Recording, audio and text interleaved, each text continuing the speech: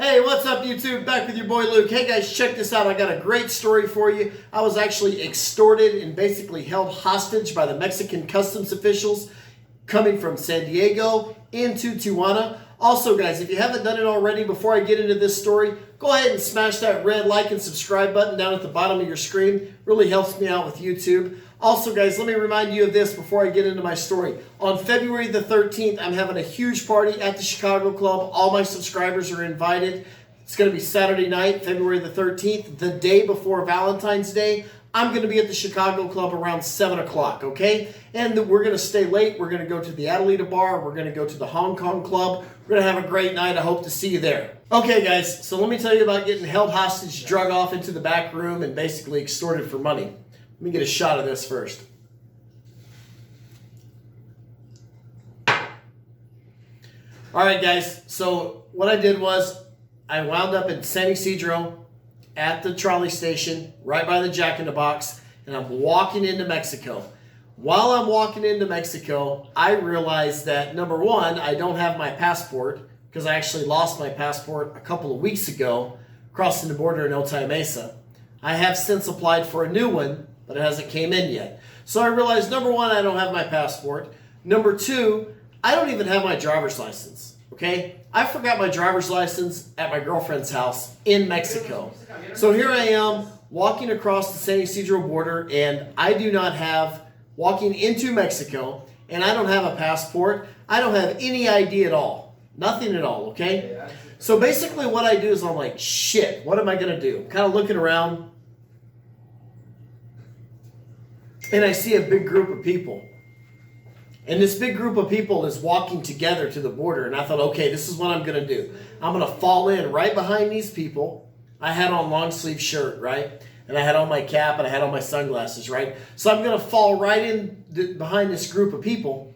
And when I go through the spinning gates into Mexico, it's going to say extranjeros, which means foreigners. And it's going to say Mexicanos, Mexicans. So what I'm going to do is I'm just going to take the Mexican line, okay, and kind of keep my head down and just walk fast and act like I'm not a foreigner. And I'm just going to try to slip through the cracks, right? It's normally as easy as it gets. Well, not this time.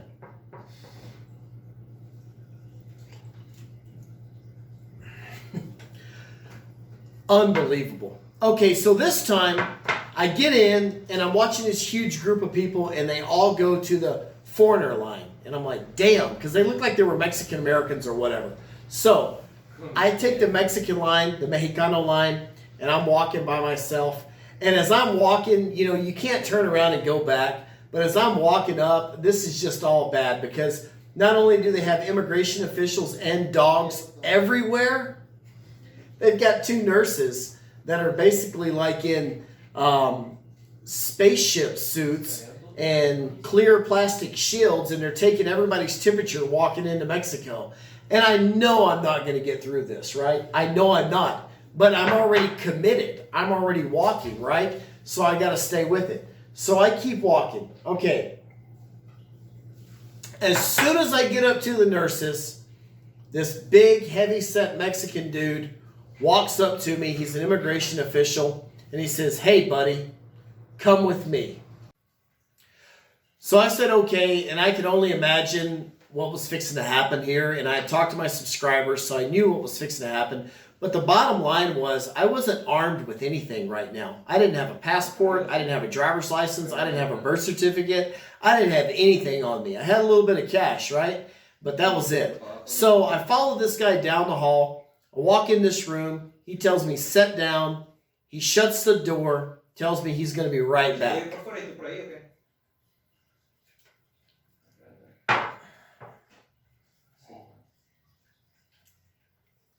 So I'm sitting here just kind of hanging out, right? And about 2 or 3 minutes later, he opens the door and he comes back. He goes, "Hey, man, so I'm going to go ahead and need to see your passport or your driver's license and a birth certificate."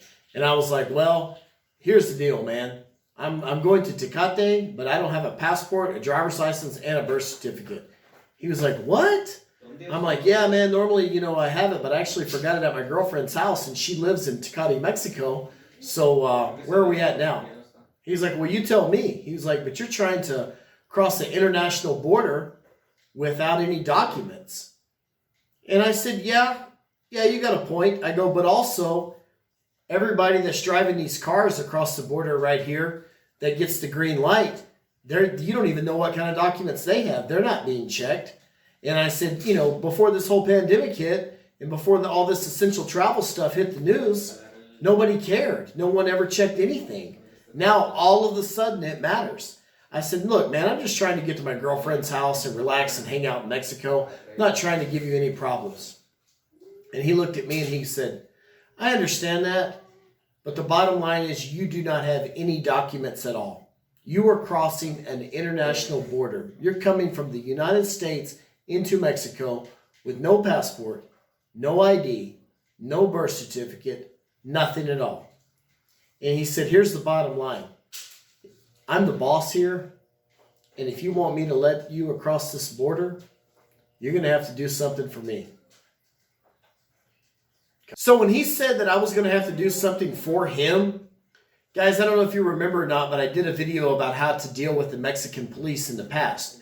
Never speak first. Never offer up anything. Because if you offer a bribe or you offer a tip, they can always come back and say, oh man, you shouldn't have done that because you've broke the law again. Okay, that's another delito. That's another problem. Now you're offering an official a bribe. And they use that as a pressure tactic to pressure and extort you for more money.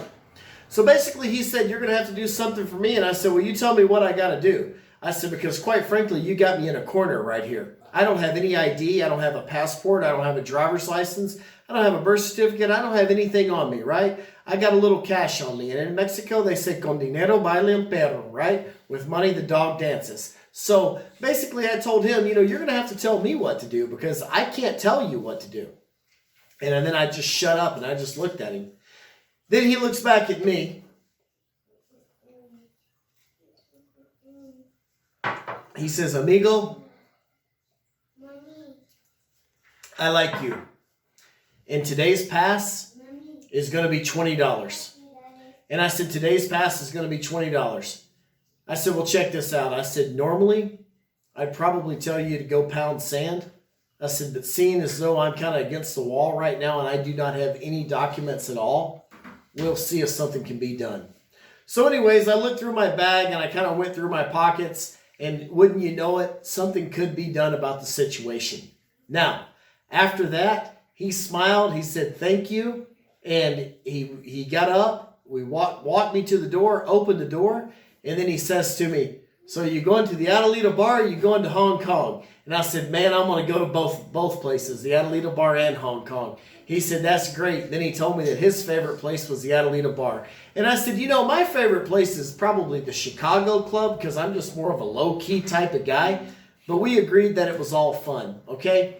And here's the thing, guys. I did not have a problem with what happened in that situation because think about what I was doing.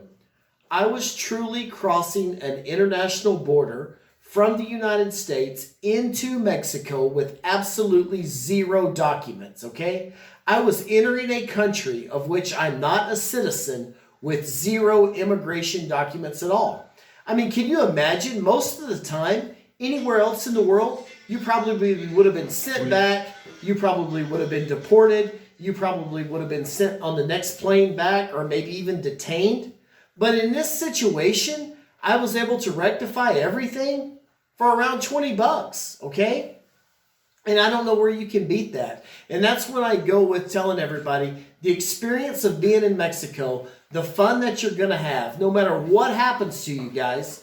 If you get hit for $20, $30, $40, $50, $100 here, $200 there, that's just the cost of doing business. Can you imagine, for example, if a Mexican immigrant came to the United States border and wanted to cross the border and told them that they forgot their visa at their house in Mexico City? That could not be rectified. That could not be solution for $20. They would have to turn around and go all the way back to Mexico City to their house, get the documents, and return back to the border, okay? And that's not what happened here at all. So yes, the great Luke Powell got extorted, got pulled to the side, and the only reason why I didn't tell him to pound sand and just get into a big, long, drag-ass knockout fight with the guy is because I was in the wrong. I didn't have any of my documents. I got caught with my pants down, so it is what it is. So yes, I did what I had to do, and I was admitted into the country. I went straight to the Adelita bar. I walked straight up to the hottest girl there, and I said, what's it going to take you upstairs, baby? She said $70. So we went and we did what we did. All right, guys, that's my story. It happened. I hope it doesn't happen to you. Let me give you some advice, though. If it does happen to you and you do have your papers, tell them absolutely not, right? If you have your passport, your driver's license, or your birth certificate, guys, refuse to pay the money. Say, no, sir, unacceptable. I have all my documents. I'm not going to pay this money, okay? And just be matter of fact about it, all right? And, you know, I guess if they really put you in a corner and he puts his forearm on you, then you're going to have to pay the $20. But that's probably not going to happen. I mean, 99.9% of the guys that go across the border, they don't have a problem. I had a problem for two reasons. Number one, I didn't have any travel documents with me at all. And number two, when I fell in behind that big group of people, okay, and I thought I was going to kind of camouflage in, I figured that big group of people was going to go to the Mexican side. They didn't. They went to the extranjero side, and that left me going to the Mexican side by myself. White guy headed to the Mexican side by himself, dogs, border guards, people taking temperatures, people asking for documents, and me not having anything on me. Nada, cero, zero. Come on, bro. I got what I deserve. The bottom line is I still made it over there. I still had a great time. It kicked ass. It took names. It was wide open. See you guys next time.